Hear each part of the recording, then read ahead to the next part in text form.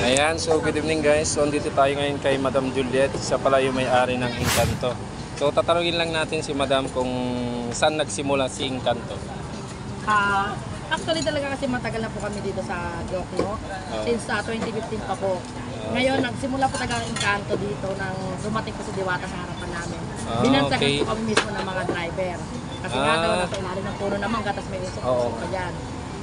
Aka-Encanto lang po talaga, pero ako po talaga yung may-ari, Juliet po yung ngayon ko. Sinunod ko lang yung ano ng mga customer ko eh. Okay. Doon sila natutuwa pagka tinatawag kami Encanto, kaya sinunod na lang namin. Tapos ang dami ng, ano ba masasabi mo ngayon ma'am?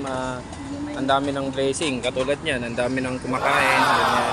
Siyempre, unang-una po sa lahat, maraming salamat po sa tumangkilik ng aking overload pares at saka yung mga dumadayaw po talaga kahit maulan, talagang sobrang blessed ko po. Maraming salamat po sa inyo.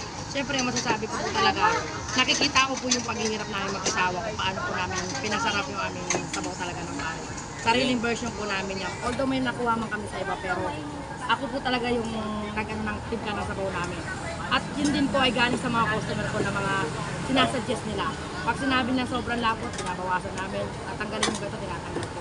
Hindi po ako nag-aalinlangan na gawin yung inaano ng mga customer ko sinasuggest. Okay. So, kaya number one po talaga, yung mga customer ko talaga kung ano po yung comment nila. Sinusunod ko po. Alam ko naman pong tama, sinusunod ko. Tama. Ano po yung mga ano natin ngayon dyan, Madam? Yung mga, wari, mayroon na kayong, nakita ko kanina, may ano na eh. Barbecue na. As abangan natin kung ano pa yung ibang ilalabas ni Madam Juliet. Yan. Malapit na po, may putahe po taga akong ano, sisig at saka dinakdakan. Yung alternate sisig. lang po yun. Kaya lang ngayon kasi nagarya kami sa ulan kahapon, kaya hindi po ako nakama. Okay.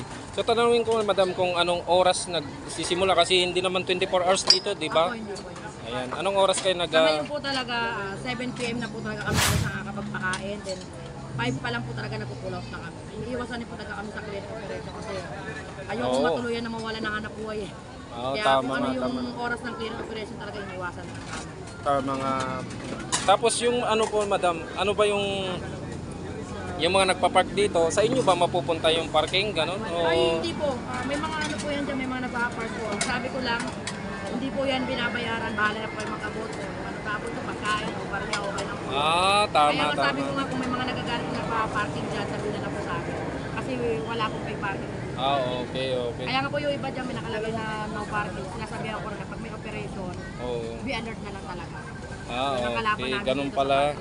Ganun pala dito guys. So, free parking pero bahala na lang kayo mag-abot sa mga magpa-park. Pag may operation, alerto na lang talaga. Ayan, so ayan, thank you Madam Juliet at napagbigyan mo ako sa aking interview sa iyo ngayon. Thank you rin.